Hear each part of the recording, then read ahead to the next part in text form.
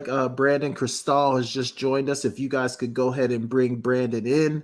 Brandon is a Denver Broncos insider, sports reporter. Anything you need to know about the Broncos, Brandon's definitely going to be your guy. Brandon, thanks for taking some time to join us tonight. Yeah, happy to do it. I guess the question is, why are we talking about the Broncos in December? Because their season officially is essentially done, as they were mathematically eliminated from the playoffs with that fun, but still no less loss that counted as a loss, even though it was a close game and they had a chance to win. They're officially out of the playoffs, and there are a lot of reasons why. So I'm just wondering what do y'all want to talk about? Unless you want to get into the Seahawks draft pick, which is, well, how you doing, brother? I'm doing great. I'll tell you, man, there's some interesting storylines going on for sure. But first, let's start with Russell Wilson. We saw on Sunday sort of the ugly injury that took place. Is there any sort of injury update on Russ? How's he doing? Well, the thing about every concussion, it's weird, right? Or not weird, it's just different. And we had Wes Welker here towards the end of his career, and he got 2 within a month, and he kind of responded from both of them okay. I'd be a little bit worried about him down the road because we know he had concussions prior to his arrival in Denver too, but every single concussion is different, right? And then there's some that don't look that bad, and a guy will be out for a month. It's not apples to apples, but Eric Johnson, who is one of the veterans on the Colorado Avalanche, basically missed an entire season a couple of years ago because of concussions. And so the one thing I'll say as it relates to concussions, because one of the Broncos D linemen, DJ Jones, who came over from the Niners, has been really good this year against the run. We don't know about his injury history or anything beyond just, what we read or whatever. He got hurt a few weeks back or was in the concussion protocol. And you see him in the locker room when we're allowed back in there Wednesday, Thursday, Friday, joking around, cutting it up, having a good time. You're like, okay, barring any setback, this guy will be ready to go. So we'll have a better indicator tomorrow when we can get in the locker room. But yesterday, Nathaniel Hackett said that Russ was in good spirits and he saw him and he's in a good mood. And then I talked to somebody in the building today and they said, Russ seems fine. They wouldn't go on the record and say, oh, he's definitely going to play, because you don't want to go ahead and do that. Let the protocol work, let him work through it himself. And by Friday, Saturday, we'll have an indicator. It really won't be till Saturday, but we'll know if we start seeing him around and he looks like the normal Russ, minus he'll skip his press conference and he won't be on the practice field. Then we'll know that he has a chance to play against the Cardinals. Yeah. So when Russell Wilson signed to the Denver Broncos, everybody was very excited. I think as the Eagles fans, I was a little disappointed because I was hoping. I'm happy we didn't go that route though. Well, but if Jalen Hurts plays like this for a decade, then you should be happy. Yeah. We'll see how it goes in the playoffs. It's not that I'm sorry to cut you off. I was admittedly out on Jalen Hurts and would say I did a bunch of stuff with DraftKings a few years back and was critical of Hurts after his rookie year. I was like, I just don't think he has it. And then he started to prove us wrong a little bit, right? He gets into the playoffs. And then this year, he's certainly an MVP candidate. If he can sustain this, then the Eagles, I think, stumbled onto obviously something really impressive. But back to your question about when the Broncos acquired Russ, which, by the way, is March 8th. March 8th is my anniversary. So that same morning, the Aaron Rodgers news came out that he was re-signing. Like, okay, great. I'm going to have a nice, easy day, because we were still a little less than a week away from free agency. So like, all right, no Aaron Rodgers, great. Now I can go do stuff with my wife. It's our anniversary. And then 2 hours later, we're literally painting pottery and my phone blows up. And that certainly changed about the next 6 hours. We did go see Hamilton that night. So we had a good ending to our anniversary. Right? So March 8th, they traded. And now, Brittany, please finish your question. No, I was going to say, so it's Brittany been a Brittany, I want to get it right. It's actually Brittany. You're actually the first person to say it right. I appreciate that. We've been calling you the wrong name this whole time. I'm cool with Britt, guys. I'm okay with Britt. Okay. But no, clearly it's been a rough season for Denver. They're not in the playoffs this year like they were expected to be. But what does the fan base or the city feels about Russell Wilson right now? Like, what's the vibe in the city about him? Well, so it's kind of mixed, and it is kind of changing. Even if Russ doesn't play again the rest of the year, the last thing they saw was him giving his all against a team that everyone has right in the mix to win another Super Bowl, certainly to at least compete for, if not win, an AFC title again, and their rival, the Chiefs. looking to try to snap a 13-game losing streak. And their lasting image, if he doesn't get back on the field for whatever reason, we'll assume it's a concussion, right? And they just want to be protective of their $250 million investment, is that he's sold out. And for a guy that had been reluctant to run, and you're hearing he wants to operate in the pocket more like Drew Brees, well, why aren't you running, Russ? And then we saw it in spurts in recent weeks, but not enough to make a difference. He had 4 carries for 57 yards. That 19-yarder was his longest, but he was using his legs more. And then he obviously, instead of sliding, although there wasn't really an opportunity to slide, if you go back and watch the play, he's trying to score. And Frank Clark just kind of catches him from behind. A little bit of bad luck he kind of clubs him in the head and then lands on him as he hits the ground. So I don't think there was any malice or intent. And it's almost impossible to try to give a guy a concussion intentionally.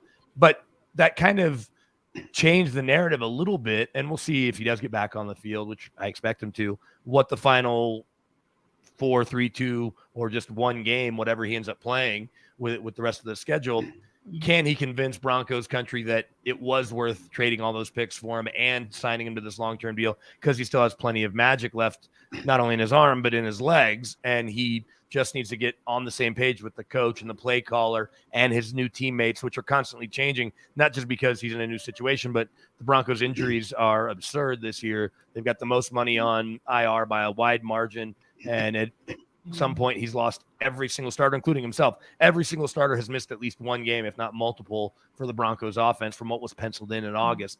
So there were plenty of people that were ready to just get off the Russell Wilson train altogether, cut him, eat $82 million in dead money, owe him $160 million of real money, which isn't our money. It's the Walton Penner Group and Rob Walton. If any of y'all know, Walmart's still doing pretty well right now, so he can afford it. Sure. He can afford it, but it was like, you know what? It was a bad deal. Let's just move on. He's done. We'll see you. And then you see the other day the 3 touchdown passes, 250 yards. His completion percentage was okay. It wasn't great, but 23 of 36 it's better than it had been in some games. He had 250% games. So that's a long answer, and I haven't gotten to the off-field stuff. We talk to people in Seattle, and it's easy to see. He has, and I don't know how many people realize this, the second most social media followers of anybody NFL related after Adam Schefter. Adam Schefter is now north of 10 million. Russ is closing in on 6 million on Twitter and 6 million on Instagram. Now his wife has 32 million or thereabouts on Instagram. And so you've got all that, and you've got his branding, and you've got the extra security, and Sierra's around all the time, and she couldn't be nicer, and their kiddos seem like sweethearts, and they're at every practice and training camp. They're opening stores, they're doing all their stuff. We know they're at the hospital every week because they tweet pictures and put them on Instagram as well. And I'm not saying that rubs people the wrong way, but there's plenty of people who do their charity work in the shadows without showing you every week how great they are. And so some of that rubs people the wrong way. I think in Seattle, because he was their guy, it just got, they put up with it, but he'd been their guy from the beginning. So you put up with it and you're winning games, right? They go to the playoffs 9 of the 10 years that he's there, 8 of the 10 years that he's there, and he goes to 9 Pro Bowls. Well, he's not Denver's guy. They want him to be, but you know, all that stuff's coming, all that extra baggage. You just want to see the guy that went to the 9 Pro Bowls, and you certainly haven't seen that sustain throughout the year. You've seen flashes where he'll make a crazy throw on a long down and distance or get out of trouble, and you'll see a little bit of it. And we certainly saw a lot of it on Sunday. We just haven't seen it consistently. And so there's still plenty of Broncos fans that are a little out on him. Yeah. Go ahead, Jay. Yeah, I just want to follow up on that one real quick, K-Walk. Brandon, is the feeling that is it more of maybe just learning a new offense, getting chemistry with receivers, or is it more of a feeling that maybe Russ is done? Like he's just not the same player? I think because you saw what you saw Sunday and you see enough throws, you're like, okay, he's still got plenty of juice in that arm, and we'll see about in his legs.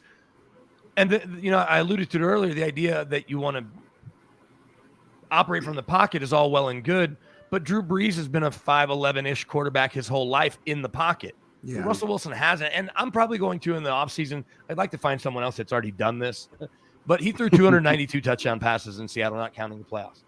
I want to know, of those 292 passes, how many were straight drop back, 3-step, 5-step, and kind of intermediate or not go balls, from the get-go, not a fade route in the end zone even, and not quick slants, because that is more timing and or just putting the ball up there. But I want to see how many times did he, in those 292 touchdowns, drop back, kind of survey the field, and make the right throw that led to a score, even if the running or the pass catcher did the heavy lifting afterward. But those intermediate throws, I want to see that more than anything else.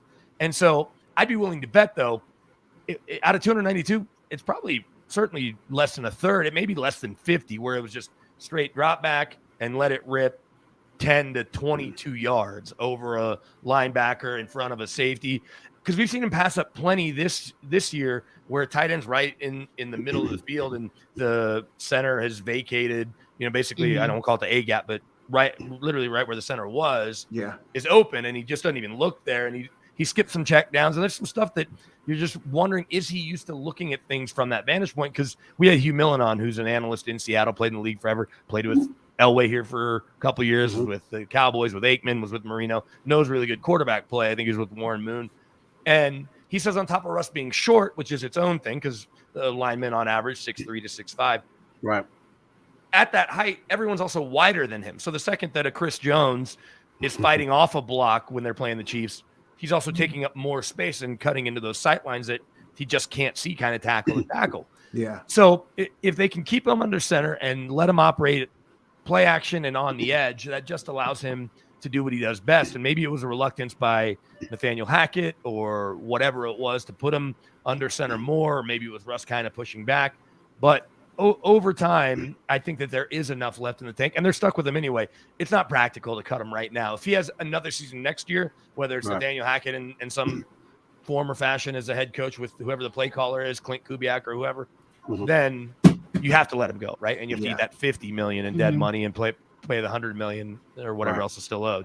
But I do think that there is enough left there. We'll see how much and how much over time he's willing to kind of be the Russ of old, whether he likes it or not. But that's what he's going to have to be in order for them to win games.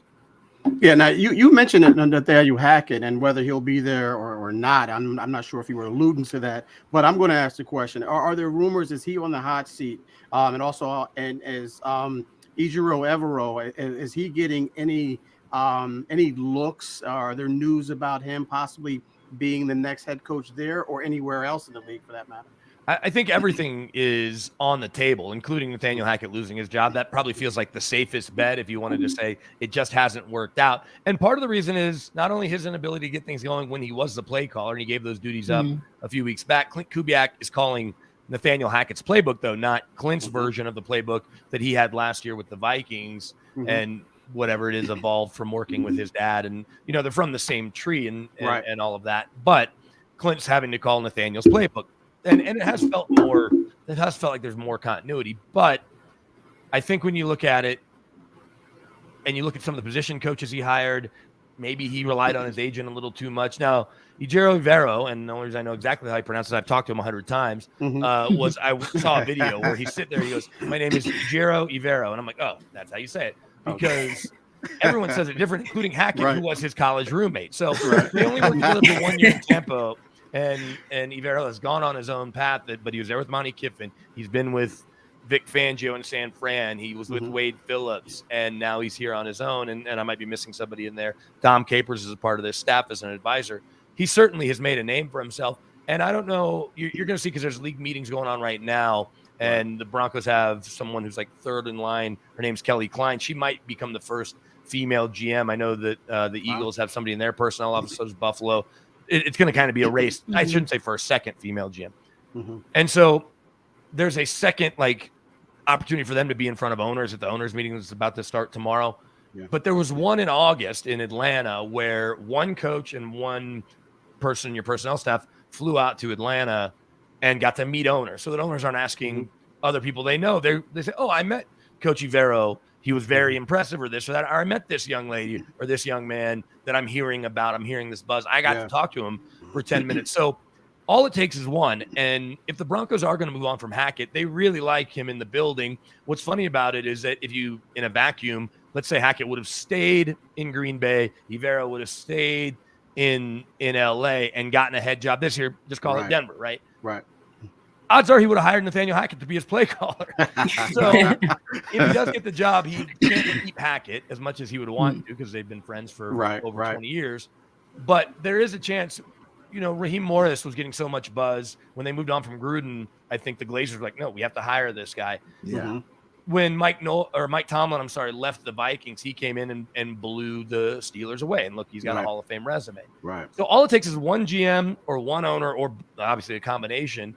And to think that because Evero's still going to be under contract, oh, well, whoever we bring in, he'll still handle our defense, because our defense is top 10 or top 5 in every category. Right. You don't necessarily want to take that chance, right? That if you let him interview, which you have to, that someone else may be blown away. If you think he's got the goods, why are you going to bring in Dan Quinn? I don't think they're going to get Sean Payton or some Mike Zimmer, who has a relationship with George Payton from all their years in Minnesota. But I think there's also a world where Hackett's back, especially if they can score 28 points each of the next 4 weeks. I don't think they will. Right. But I think that – sorry, I've got a 4-year-old trying to get me to download games for him. Anyway, I apologize.